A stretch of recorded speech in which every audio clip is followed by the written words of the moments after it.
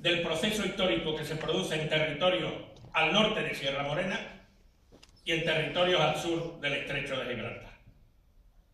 Lo que ocurre que en la planificación de lo que yo llamo la cloroformización del pueblo andaluz, después de los años intensos que fueron la llamada transición política, después del 4 de diciembre y del 28 de febrero, entre paréntesis, los que hablan desde el poder y desde las instituciones ahora del 28 de febrero, en ningún caso lo relacionan con el 4 de diciembre. Y si no hubiera habido 4 de diciembre, no hubiera habido de ninguna manera referéndum el 28 de febrero. Si el pueblo primero no está, estamos en la calle, yo quiero recordar, el 4 de diciembre del 77 y se repitió el 2 de diciembre del 79, que era el primer domingo de diciembre luego, sin esas dos ocasiones de gigantescas manifestaciones, no hubiera habido 28 de febrero.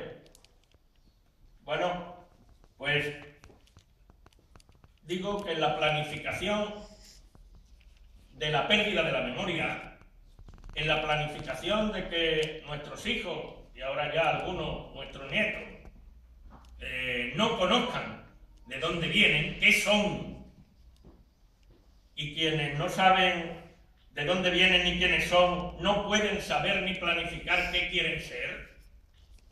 En esa planificación, la historia de Andalucía, el proceso histórico de Andalucía, es si acaso el rabo cortito de los temarios de la llamada historia de España, que además se nos intenta convencer de que desde Viriato y todo eso existe España, nada menos.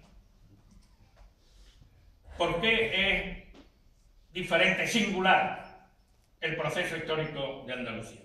Porque aquí no se dieron los mismos hechos que se dieron en el resto de Europa, en el resto de prácticamente también todo el Mediterráneo, ni tampoco los que se dieron en el norte de África. Andalucía es singular absolutamente en eso.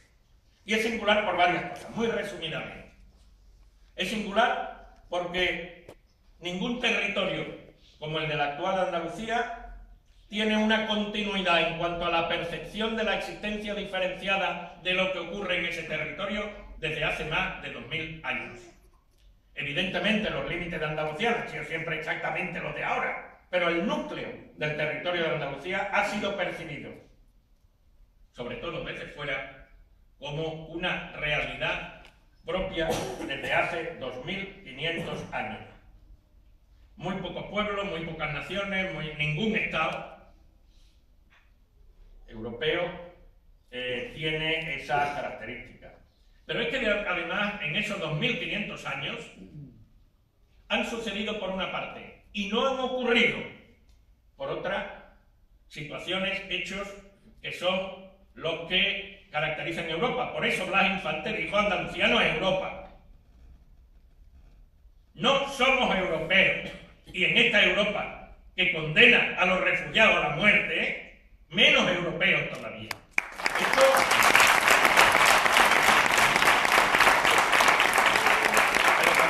Pero tampoco somos africanos, ni moros, ni orientales, ni gente para, digamos, ser contemplados como, digamos, colectivos exóticos. No, nosotros somos nosotros.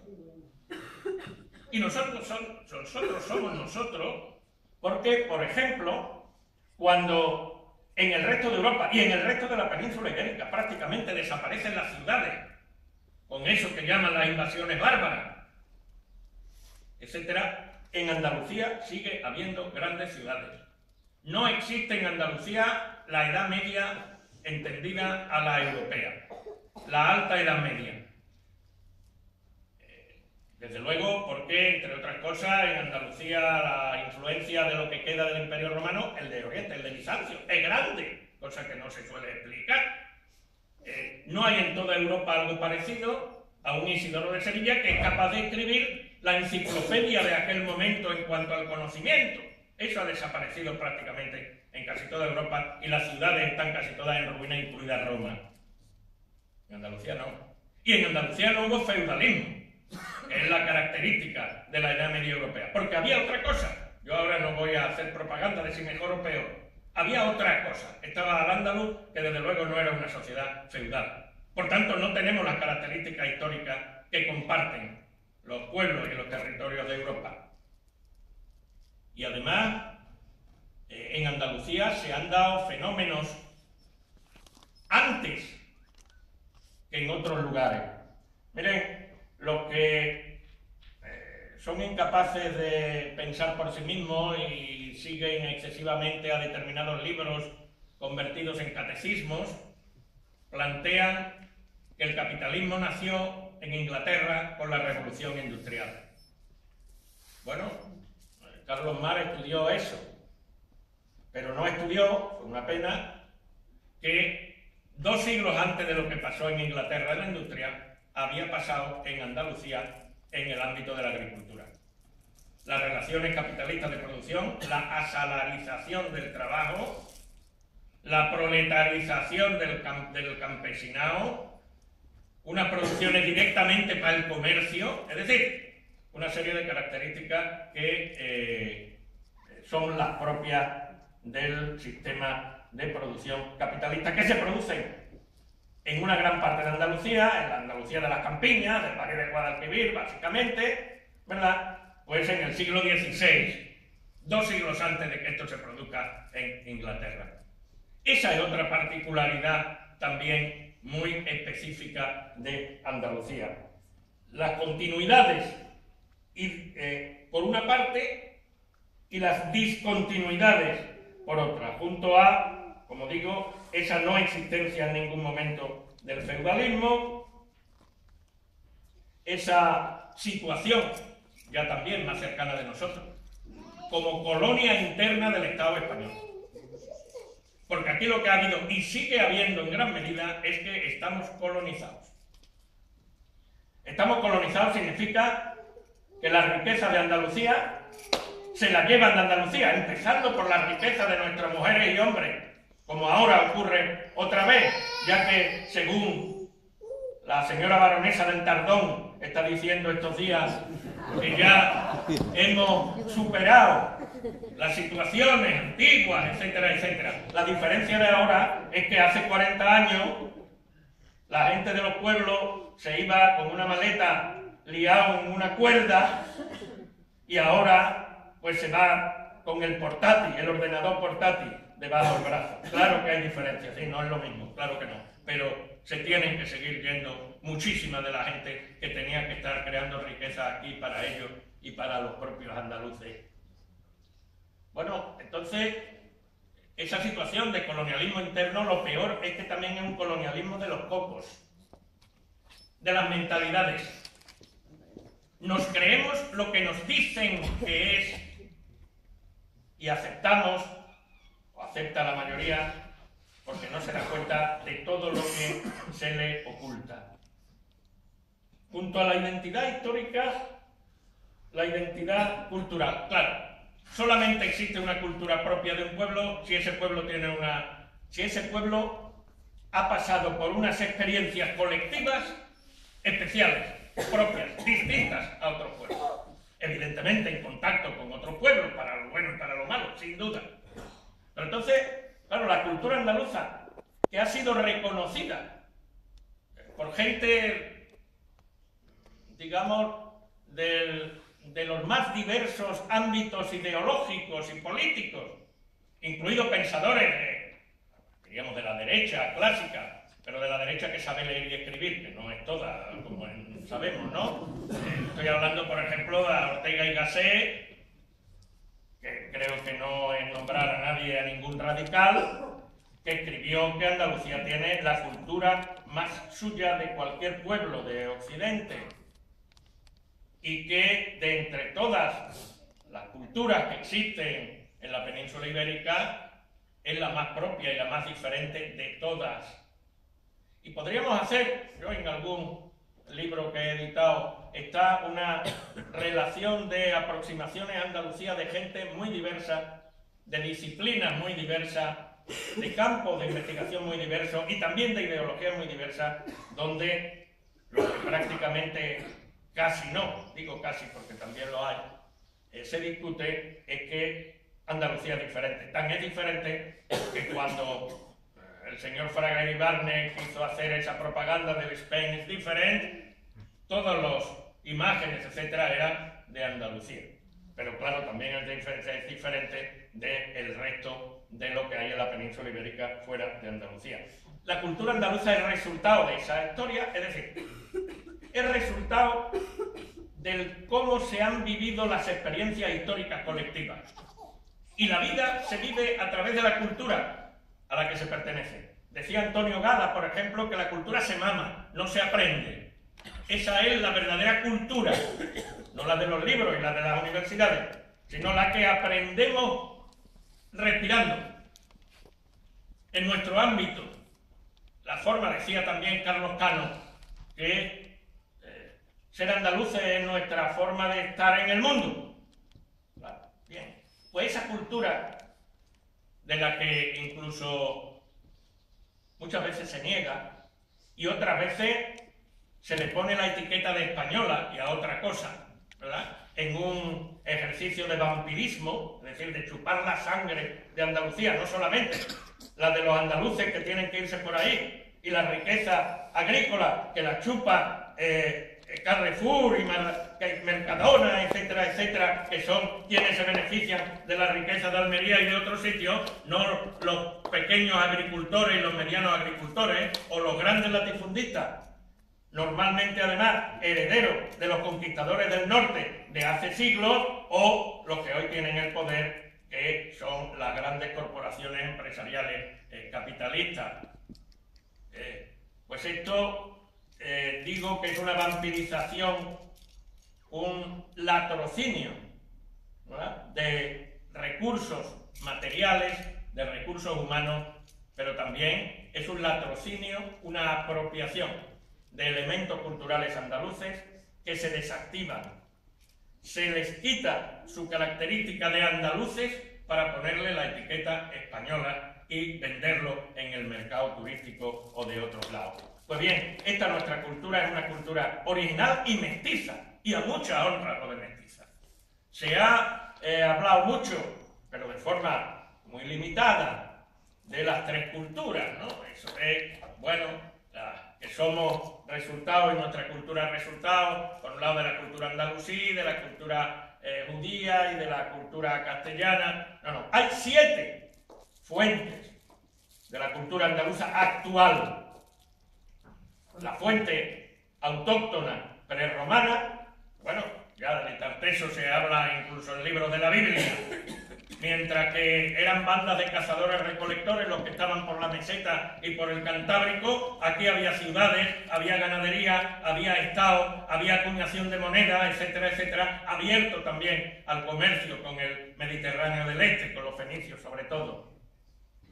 Somos el territorio político más antiguo del occidente europeo, con más antigüedad de estructuras estatales. No cumplimos 1000 años, cumplimos 2500 años. Y somos también, esa es una de las fuentes. Otra de las fuentes, pues sin duda, fue en la Bética romana y luego bizantina, vuelvo a subrayar.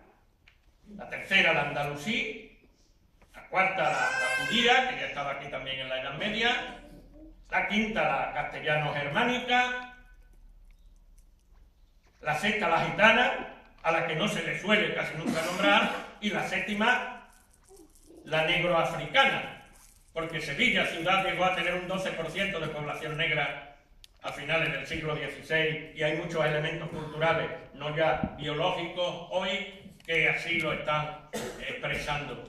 Bueno, pues de esta multitud de fuentes se ha producido una síntesis que es lo que hoy llamamos la cultura andaluza, y que en el flamenco al cual antes se ha hecho referencia, el flamenco es por una parte una expresión en cierto modo nueva, pero con elementos, muchos de ellos antiquísimos, porque es una fusión de elementos de distintas temporalidades que han cristalizado cuando empezó a cristalizar el papel que la organización territorial del Estado capitalista español adjudicó en el siglo XIX a Andalucía.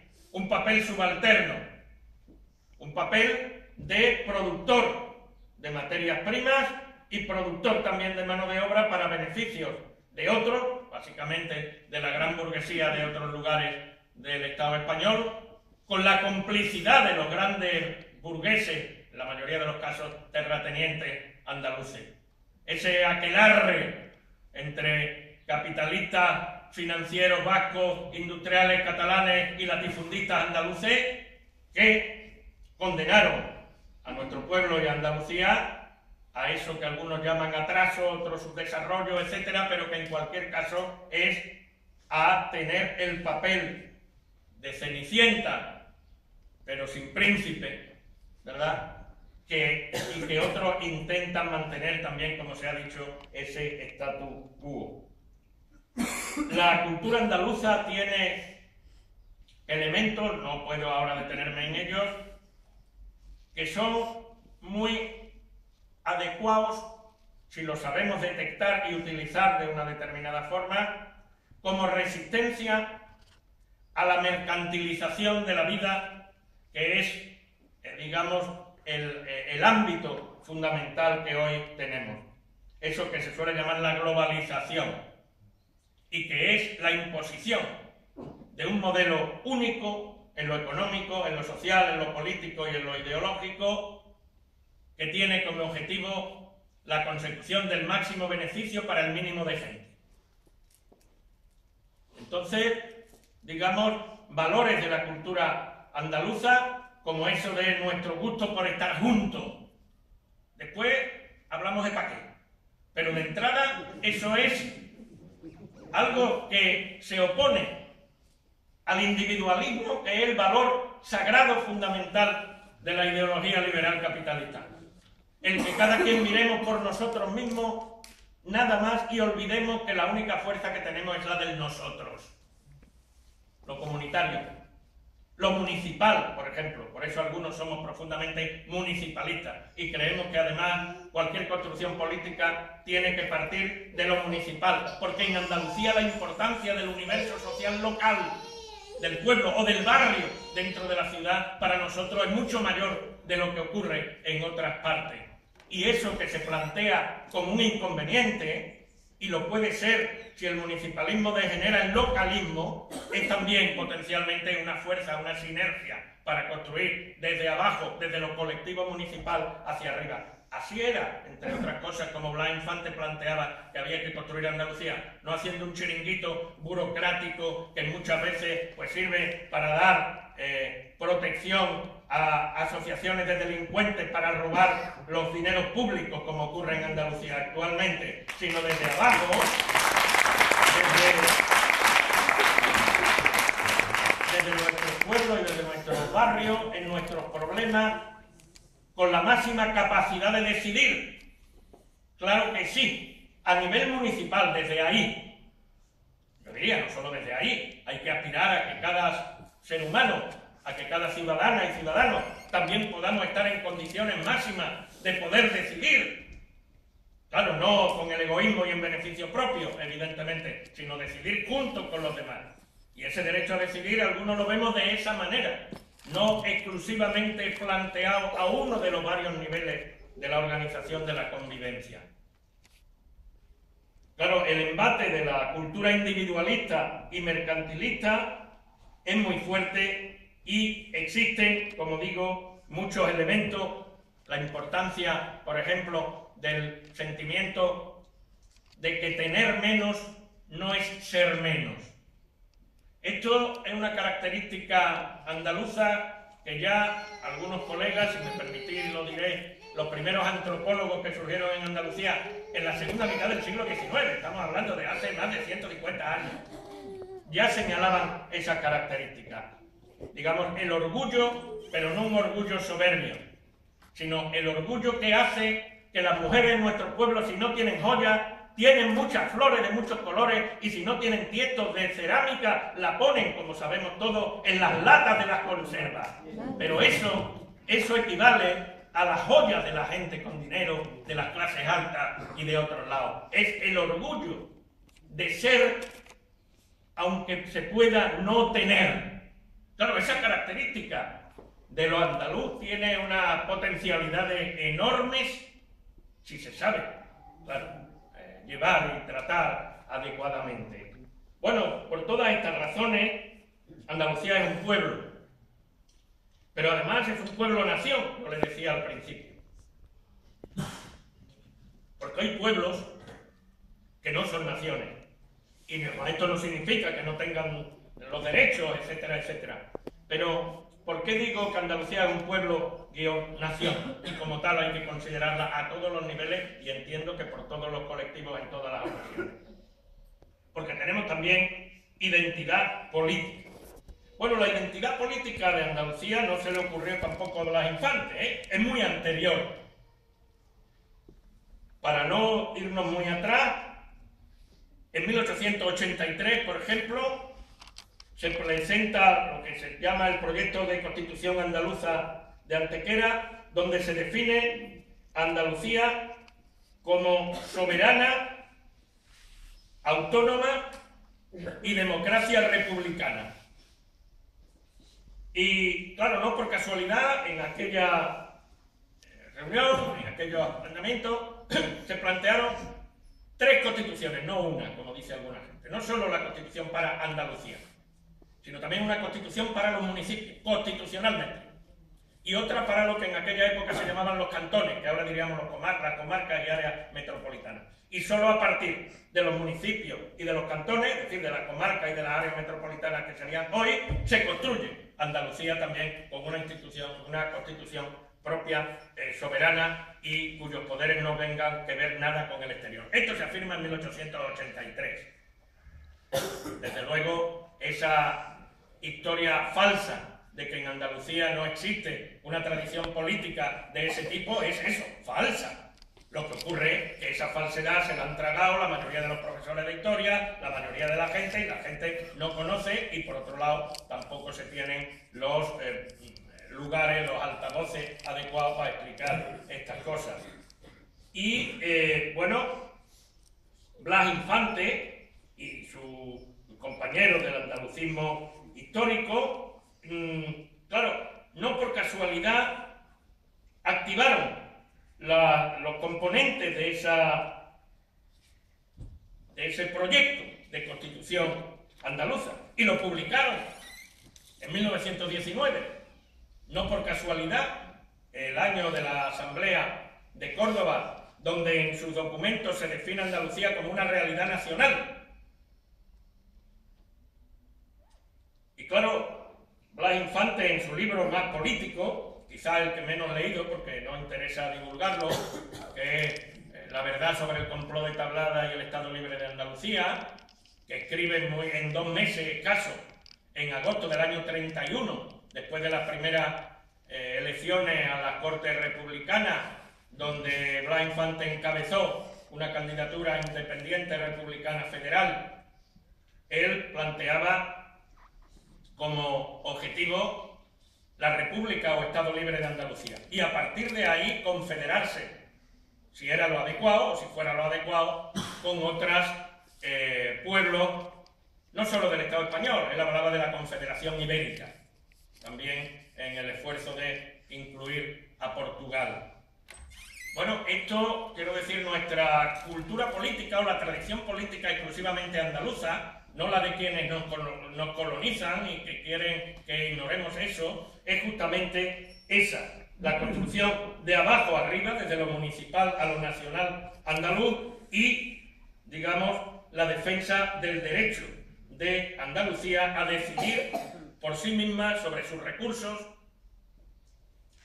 a decidir sobre, por ejemplo, si aceptamos o no bases militares nucleares, y que el territorio de Andalucía sea hoy la plataforma de agresión a los pueblos del norte de África y del Oriente Próximo con la activación de la base de Morón, el escudo antimisiles de Rota, etcétera, que entre otras cosas nos pone a los andaluces en el blanco de posibles atentados del terrorismo internacional como represalia, y la baronesa del Tardón de eso no habla para nada, parece que eso no nos interesa a los andaluces para nada, sino que, bueno, de forma sumisa, pues acepta y está de acuerdo, y en este caso, gobierne quien gobierne en Madrid, a que el papel de Andalucía es ese.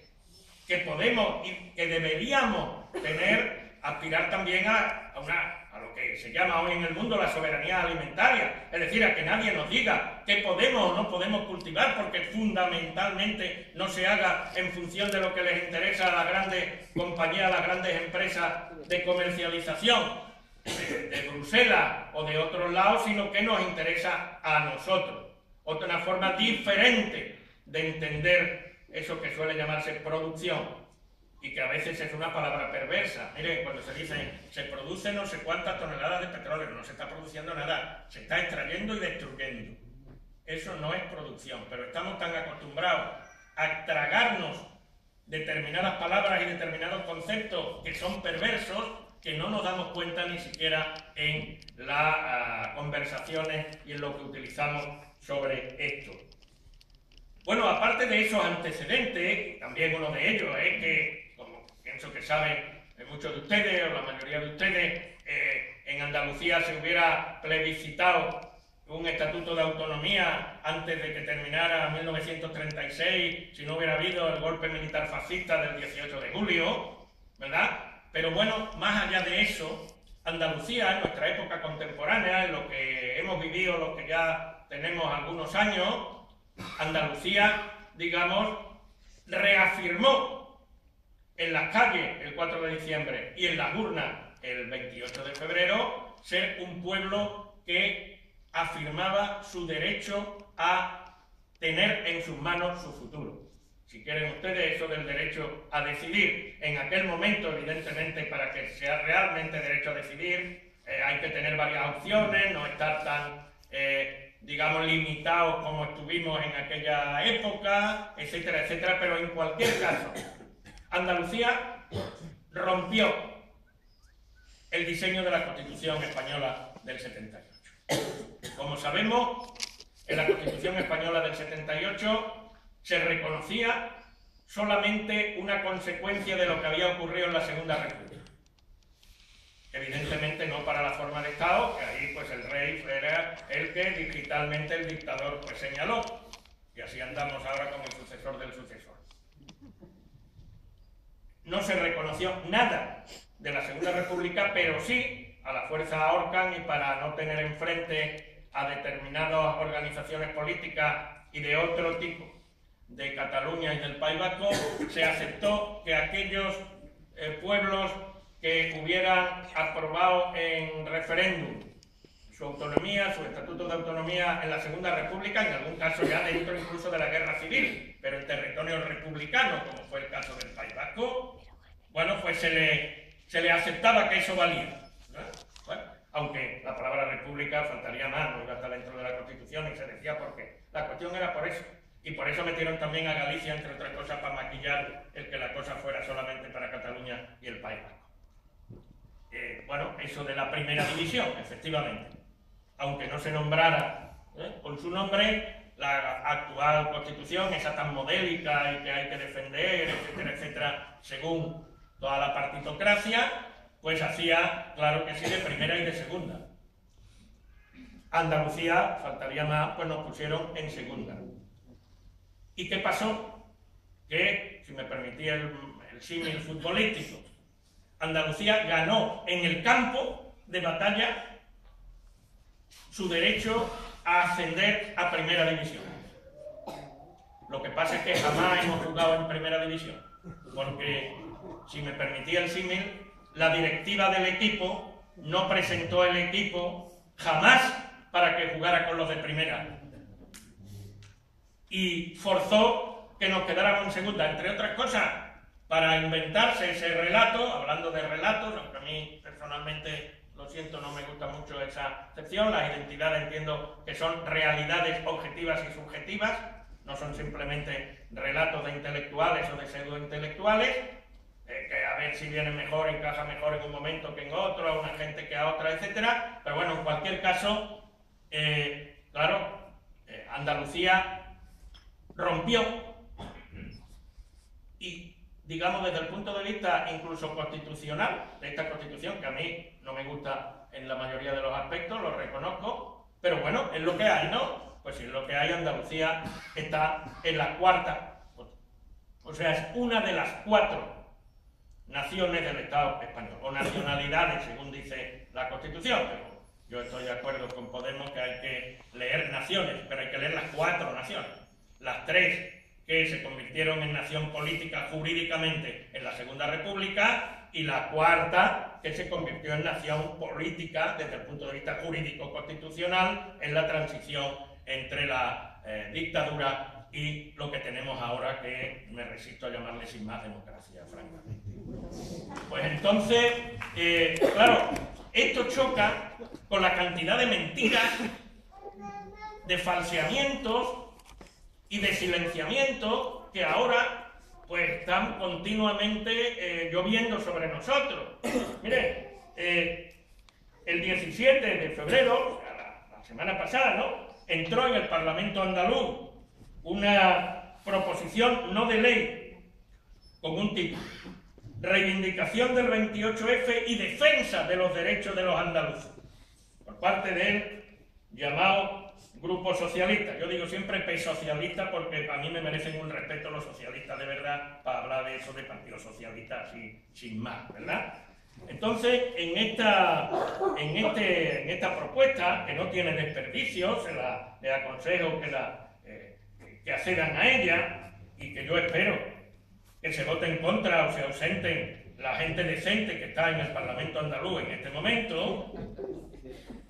Se dicen cosas así como que la situación de Andalucía, de abandono, tal, ha sido ya superada, que dejamos atrás esa condición de ser diferente. Bueno, a ver, basta con ver, digamos, el porcentaje de parados, ¿no? A ver si seguimos siendo diferentes o no seguimos siendo diferentes.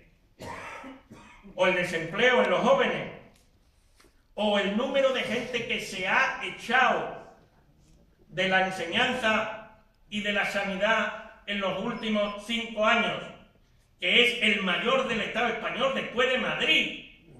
Y sin embargo, se va por ahí vendiendo que aquí hay otra forma diferente de gobernar y de evitar las consecuencias más graves de los recortes, etcétera, etcétera. Mentira. De la universidad, por ejemplo, donde yo trabajo, se ha echado, de la Universidad de Andaluza y de la enseñanza andaluza en su conjunto, hay ahora el porcentaje de personas que han tenido que salir es el mayor de todas las 16 comunidades autónomas españolas, a excepción, en punto a porcentaje, de Murcia, que ahí, para que no seamos la primera, bueno, pues somos la segunda. En eso consiste, supuestamente. Y también consiste en que mientras que a los funcionarios ya le han devuelto la paga extraordinaria de hace 3 o 4 años que no la birlaron, pues aquí todavía vamos por la 4ª parte de esa, etcétera, etcétera, etcétera. Quiero decir que, claro, esto no es así. Y en esta proposición no de ley, pues, ¿de qué se trata? Pues claro, se trata de que dice, lo que hay es que subrayar, bueno, no, aquí dice textualmente, les leo, el 28F, ninguna alusión al 4 de diciembre, pero bueno, el 28F, los andaluces se manifestaron en favor de la igualdad de todos los españoles. Mentira. Nos manifestamos el 4 de diciembre y en las urnas el 28 de febrero para que Andalucía, por sí, y por una vez ya era hora para sí, tuviéramos los instrumentos de autogobierno necesarios para resolver los problemas de Andalucía. No por la igualdad de los españoles, ni de los, digamos, riojanos, y de los murcianos, y de no sé dónde, no, sino que había ahí 3 en primera división y nosotros también. ¿Qué es eso de la igualdad de los españoles? Además, la igualdad de los españoles, sí, claro, será la igualdad de los españoles que ahora existe, según doña Susana Díaz & Company, y que consistirá, me imagino, en que en España 20 personas tienen el total de ingresos equivalente a 14 millones de personas. Esa es la igualdad de los españoles que le debía de preocupar a doña Susana Díaz.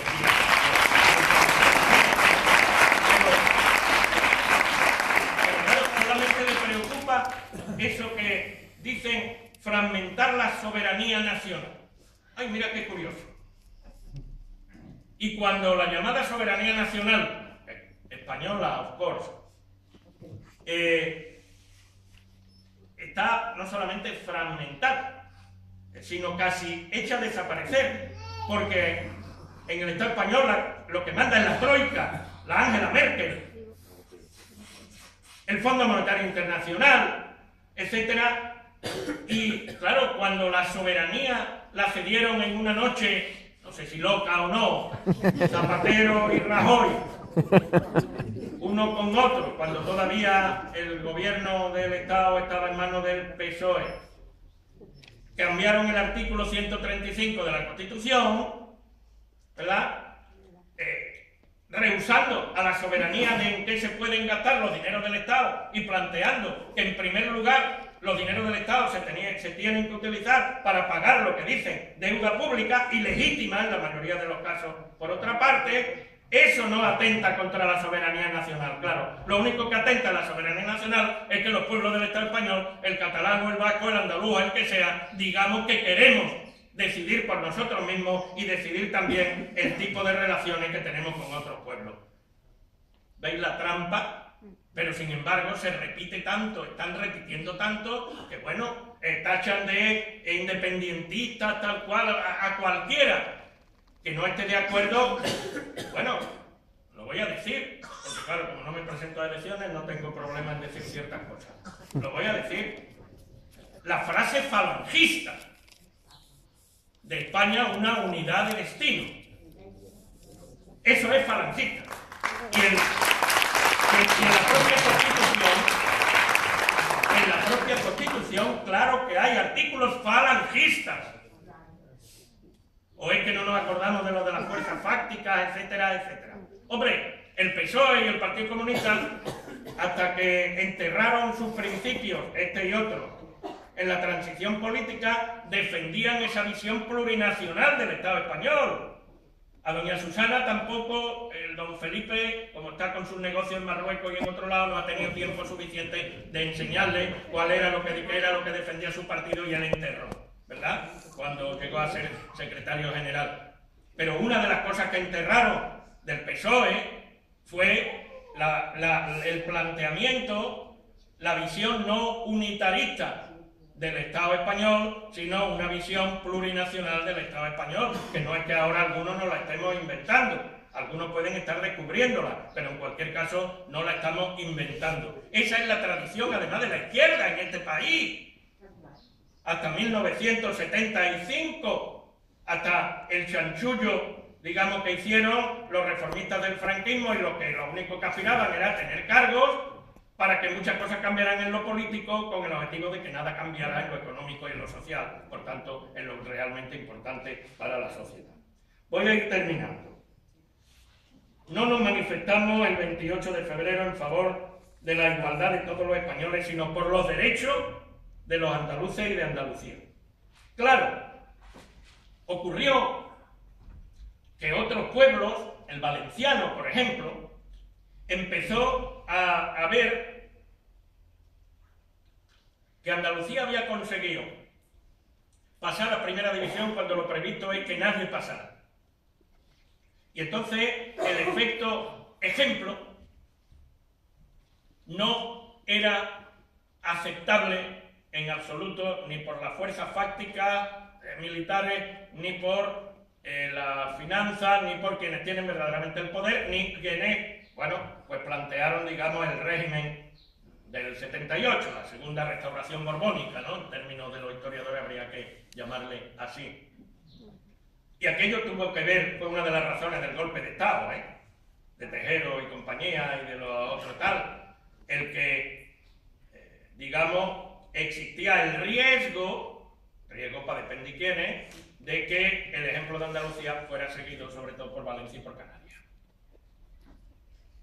Y claro, entonces se pusieron de acuerdo todos los partidos políticos del sistema, es decir, todos, ¿no?, para armonizar, que así se llamó la ley aquella famosa, de la Ley Orgánica de Armonización del Proceso Autonómico, recortando, restringiendo las posibilidades y las potencialidades de los que estaban en primera división, y eso, claro, nos afectó tanto que el estatuto que finalmente se aprobó es un estatuto que no respondía y no responde al 4 de diciembre y al 28 de febrero, sino que responde mejor al 23 de febrero, el día de Tejeros, como dijimos algunos en aquellos tiempos.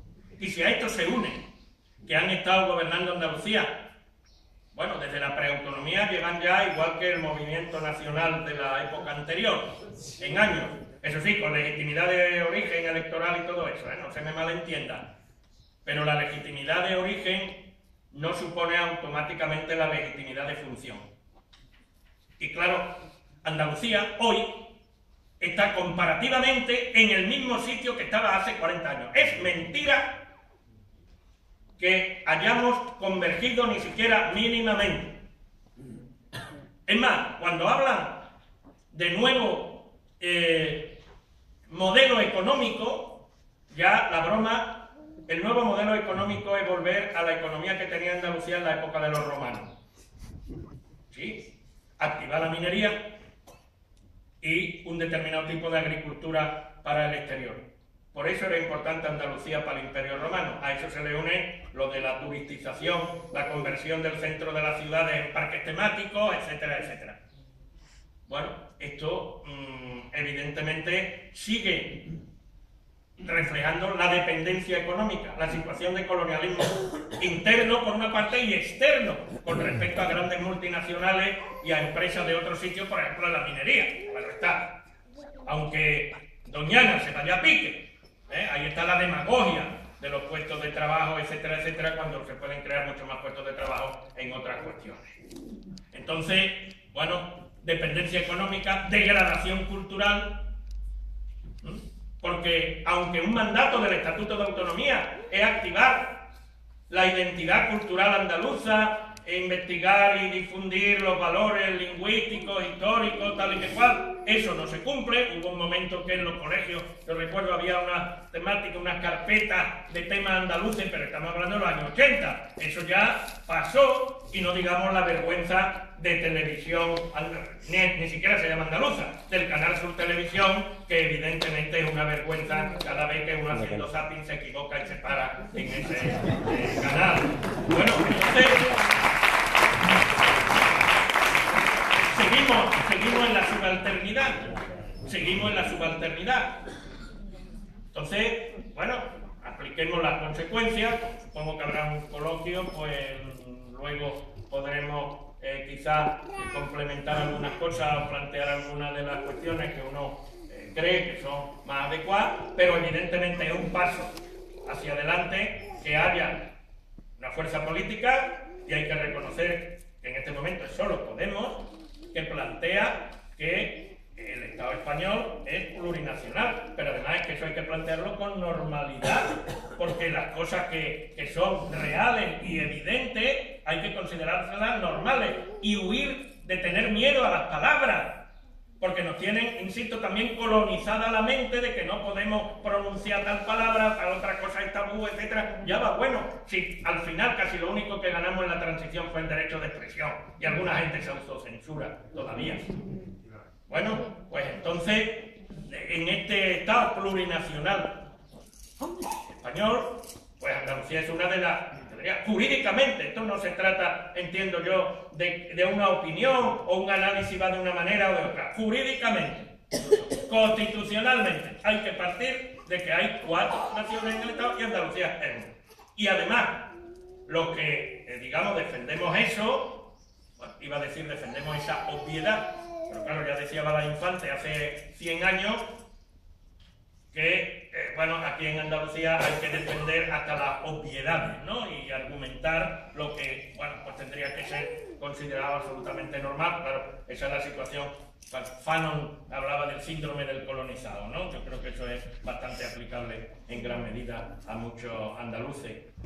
Claro, entonces de ahí hay que partir de eso, y para defender eso, yo, y de verdad termino ya, creo que hay que fundir la lucha social con la lucha por el reconocimiento de los derechos nacionales. Que los derechos nacionales son derechos, al igual que el derecho a la vivienda, el derecho al trabajo, el derecho a la sanidad, etcétera, etcétera, y hay que hacer un paquete con todo eso. No distinguir, como se ha hecho mucho, hasta ahora, por lo menos, la lucha política en abstracto, con grupos, partidos, etcétera, que se han denominado como se quiera, pero bueno, en defensa de Andalucía, solamente lo institucional, lo electoral, etcétera, ni luchas sociales desligadas de otra obviedad. Y es que o conseguimos y conquistamos instrumentos, herramientas políticas para poder cambiar la realidad, o, claro, las luchas sociales pueden agotarse en sí mismas. Lo mismo que puede agotarse en sí mismas las luchas institucionales si no están respaldadas e impulsadas por las luchas sociales. Por tanto, la emancipación, digamos, social es la otra cara de la moneda, de la misma moneda que la emancipación o la liberación nacional. Muchas gracias.